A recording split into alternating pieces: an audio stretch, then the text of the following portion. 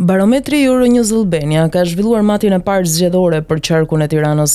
Metodologjia e përdorur është sërish kampion rastësor i shtresëzuar dhe madhësia e kampionit ka qenë një mijë qytetar të pyetur në gjithë territorin e qarkut Tiranë ball për ball. Periudha kohore e mbledhjes së të dhënave për matjen e parë zgjedhore të qarkut Tiranë është 15 deri 25 shkurt. Matjet e para politike të barometrit në qarkun Tiranë për zgjedhjet e 11 majit sjellin pëlqyeshmërinë që kanë liderët e partive kryesore politike 2 muaj përpara zgjedhjeve në këtë qark. Edi Rama në matjen e parë në qarkun e Tiranës ka 50.3% mendim pozitiv dhe 47.1% mendim negativ. Agron Sheha i renditet i dyti me 29.9% që kanë mendim pozitiv dhe 39% që kanë mendim negativ për të. Adriatik Lapa i renditet i treti për mendimin pozitiv me 29.3% dhe 39.4% mendim negativ. Më pas vjen Sali Berisha, 28.2% mendim pozitiv për të dhe 66.2% mendim negativ. Arlind Qori 25.2% mendim pozitiv dhe 45% mendim negativ.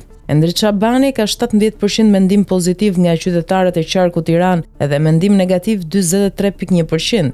Lulzim Basha 12.7% mendim pozitiv dhe 81.5% mendim negativ. Enkeleda Libeaj ka 9.1% mendim pozitiv dhe 59.6% mendim negativ. I fundit për pëlqyeshmërinë është Ilir Meta, me 5% mendim pozitiv dhe 85.7% mendim negativ.